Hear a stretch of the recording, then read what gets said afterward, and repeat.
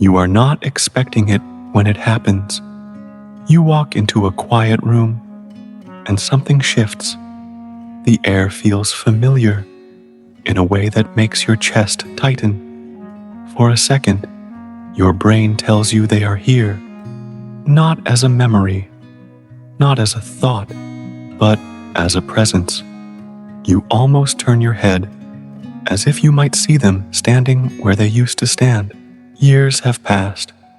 You have built new routines. You have survived anniversaries. You have learned how to function again. And yet, in certain moments, it feels like they are still woven into the space around you. Why does your brain do that?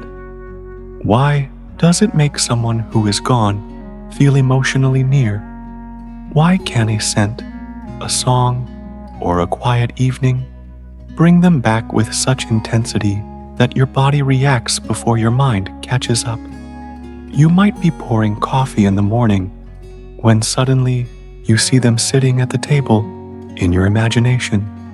You know logically they are not there, but your nervous system does not respond to logic first. It responds to familiarity, to pattern, to attachment. You freeze slightly. There is warmth. There is ache. There is disbelief. Sometimes it is softer. You hear a phrase someone says, and it echoes with their voice layered underneath. You catch yourself thinking, they would have loved this, or they would have said something about that. The mind fills in the blank space automatically. You're not trying to summon them. The thought arrives on its own, and sometimes it feels so vivid that you question yourself. Why does this still feel real? Why does part of me react as if they are nearby? Why hasn't my brain fully accepted the absence? At night, it can be stronger. When the world goes quiet and your guard lowers, the memories replay in high definition. Conversations loop. Imagined responses appear. You find yourself reconstructing moments in your mind, almost updating them. What would they think about who I am now? What would they say about this decision? It is not fantasy in the dramatic sense. It is continuity. Your brain is attempting to keep the relational pattern alive, and in doing so, it sometimes blurs the boundary between memory and presence. In social settings, it can be subtle, but powerful. You are at a family gathering. Someone laughs in a way that sounds similar. Your body turns slightly before your mind corrects it. There is a micro pause. You feel disoriented for a fraction of a second. It is as if your nervous system expects them to enter the frame. And when they do not, there is a quiet drop inside your chest. Not dramatic, not overwhelming, just a small collapse of expectation. These are micro moments. They do not always look like grief. They look like presence. They look like continuity. They look like your brain refusing to erase someone who once regulated your emotional world. You may even feel guilty about it. Why am I still reacting like this? Am I stuck? Have I not moved on? But here is what most people do not understand. The brain does not categorize attachment as a temporary file. When someone becomes part of your daily regulation, your safety, your identity, their pattern becomes encoded into your neural structure. They are not just remembered, they are integrated. Your nervous system learned their voice, their facial expressions, their rhythms. It learned how to calm in their presence. It learned how to predict their reactions. When they leave physically, the neural map does not immediately delete itself. The attachment system does not shut off because time has passed. It continues, scanning for them. In fact, your brain's threat detection system is particularly sensitive to relational disruption. When a strong bond is broken, the amygdala interprets it not just as emotional pain, but as instability. For most of human history, social bonds meant survival. Losing a key attachment figure meant vulnerability. So, your brain evolved to resist that finality. That is why certain cues feel activating. A smell, a chair, a season, a particular light in a room. These are encoded with relational memory. When one appears, your amygdala lights up subtly, not because it thinks they are literally alive, but because it recognizes the pattern associated with emotional safety. Then something else happens. Your default mode network, the system responsible for self-referential thinking and mental time travel, activates. It begins reconstructing. It replays scenes. It imagines alternate timelines. It simulates interaction. This is not random rumination. It is the brain attempting to maintain coherence. It does not like unfinished relational patterns, so it keeps looping them, refining them, updating them. What would they say now? How would they respond? It is not denial. It is attachment, seeking resolution. And here is the paradox. When you replay these memories, there is pain, but there is also comfort, a bittersweet relief. For a few seconds, the bond feels alive again. That relief reinforces the loop. Your brain learns. Recalling them reduces the shock of absence, so it keeps doing it. Trigger, memory, emotional surge, simulation, temporary closeness. That temporary closeness becomes the reward. The reinforcement cycle strengthens. Over years, this can create a strange experience. The person feels psychologically near even though you intellectually accept their death. Your brain holds two truths at once. They are gone, and they are still integrated. Think of it like this. Imagine your mind as a house with many rooms. When someone important leaves, you close the door to their room, but you do not demolish it. Their room remains furnished. It remains intact. Occasionally, a draft moves through. The hallway in that door shifts open slightly. You see inside again. That is what these moments are, the door opening. Not because you are stuck, but because the room was never destroyed. A simple mental model for this is memory equals bond equals regulation. Your brain equates recalling them with preserving attachment, and attachment once equaled safety. So, the presence illusion is not irrational. It is protective. It is the nervous system's attempt to soften absolute loss. The issue is not that the memories exist.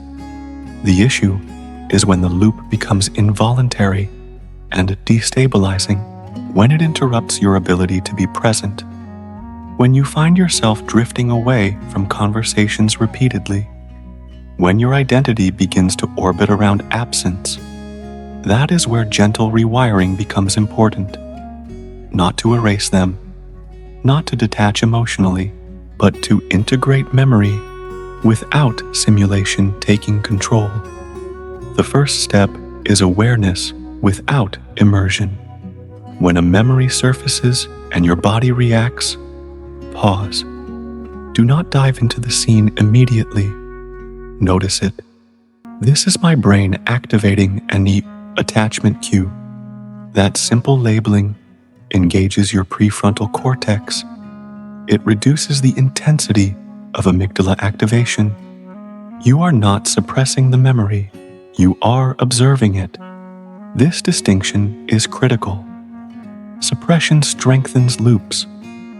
Observation weakens their grip. For example, if you enter their old room and feel their presence strongly, pause. Breathe. Notice the floor under your feet. Say internally, "This is a memory pattern."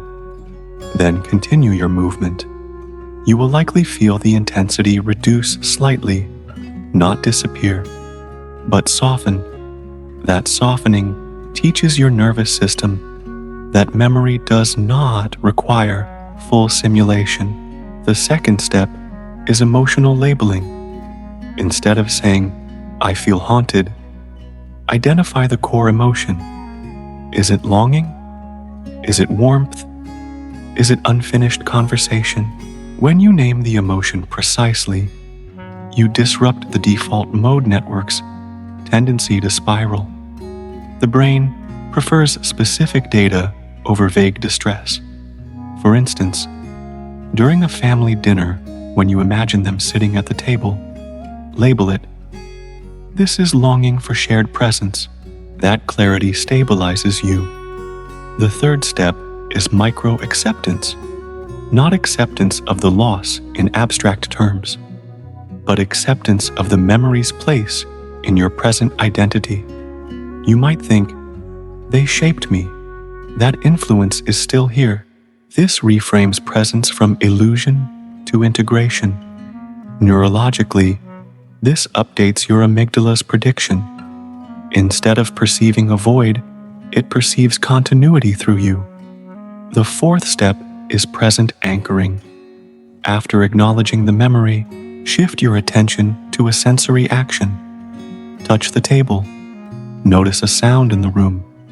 Engage your body. This brings your nervous system back into the present environment, reducing rumination. The fifth step is relational redirection.